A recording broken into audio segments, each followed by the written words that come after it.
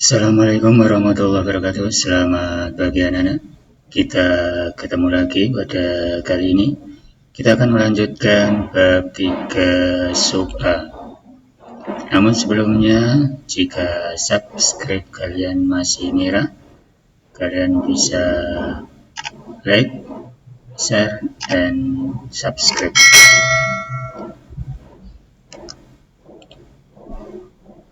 Pada pembelajaran kali ini, diharapkan setelah membaca, kalian dapat menguraikan berbagai macam teori kedaulatan disertai tokoh dan negara yang menganut teori tersebut. Kalian juga diharapkan mengetahui lirik lagu pada rubrik penguatan karakter. Yang ketiga, kalian juga diharapkan bisa mencerminkan sikap demokratis setiap peserta didik. Kalian juga diharapkan mampu mengetahui tingkat perkembangan demokrasi serta pelaksanaan pemilu di Indonesia. 5. Diharapkan kalian dapat mencari informasi tentang potensi ancaman kedaulatan di berbagai bidang. Yang terakhir, kalian diharapkan bisa mampu menjaga dan mempertahankan kedudukan negara Indonesia dalam kehidupan berbangsa dan bernegara dengan baik. Pada bab 3 ini, kita akan uraikan menjadi A, hakikat dan teori kedaulatan.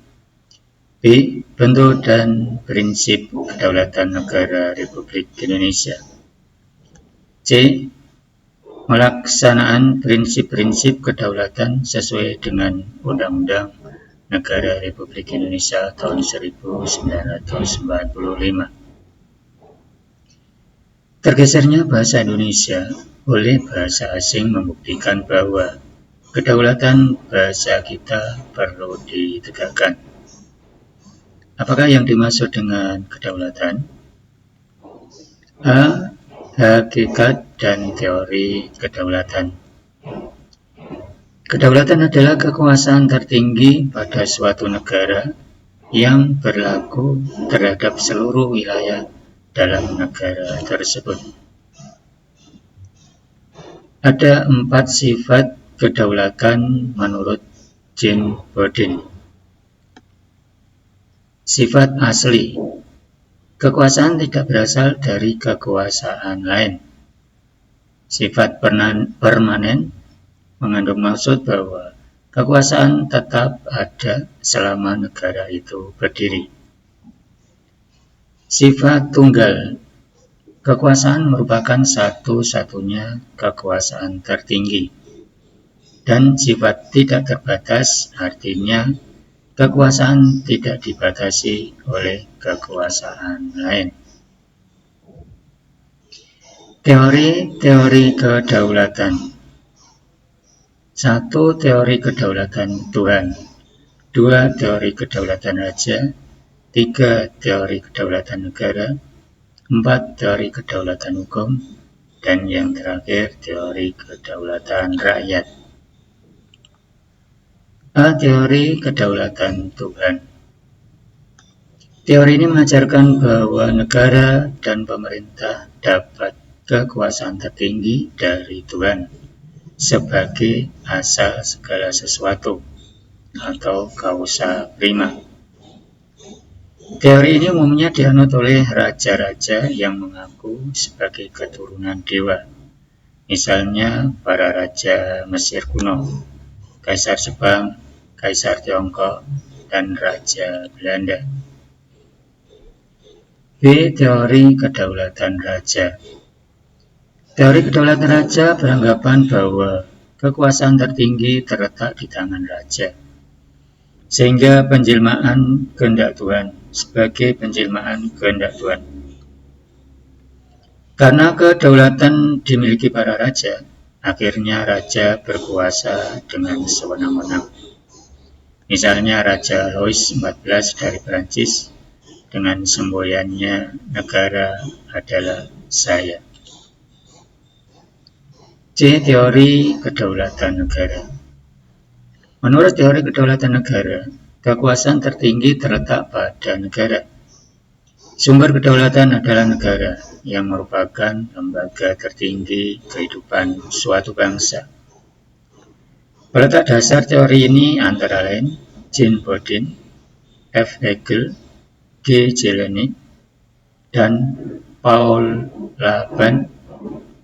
Pengembangan teori Hegel menyebar di negara-negara komunis. D. Teori kedaulatan hukum. Kekuasaan hukum merupakan kekuasaan tertinggi dalam negara. Hukum bersumber dari rasa keadilan dan kesadaran hukum. Negara melindungi hak-hak warga negara dan mewujudkan kesejahteraan umum. Pelopor teori kedaulatan hukum diantaranya adalah Hugo de Groot, Garbe, Immanuel Kant, dan Leon Tocqueville. Teori kedaulatan rakyat. Teori kedaulatan rakyat beranggapan bahwa rakyat merupakan kesatuan yang dibentuk oleh suatu perjanjian masyarakat. Kemudian sebagai pemegang kekuasaan tertinggi, rakyat memberikan sebagian kekuasaannya kepada penguasa yang dipilih oleh rakyat, dan penguasa tersebut harus melindungi hak-hak rakyat. Tokoh yang mengemukakan teori ini adalah Montesquieu dan C.C. Rousseau. Tokoh-tokoh yang mengembangkan pendapat tentang makna kedaulatan rakyat diantaranya John Locke, Montesquieu, C.C. Rousseau, dan Johannes Althusius. Tokoh-tokoh inilah yang sangat terkenal di dalam mengemukakan teori-teori kedaulatan rakyat. Demikian anak-anak pertemuan pada kali ini.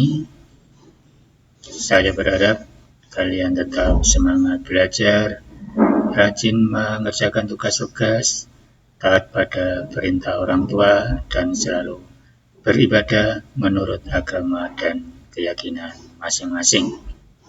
Salam sukses selalu. Wassalamualaikum warahmatullahi wabarakatuh.